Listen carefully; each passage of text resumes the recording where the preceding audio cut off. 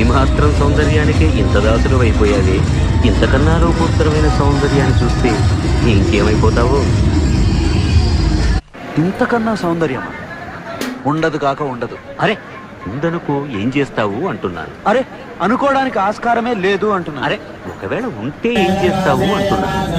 ఇంతకన్నా ఆనందప్రదమై ఆద్యంత రహితమై అనంతమై నా హృదయమంతా నిండి నన్ను తనలో నింపుకునే సౌందర్యమై ఉంటే అరే ఉండదయ్యా స్వామి. అరే ఉంటే ఏం చేస్తావయ్యా?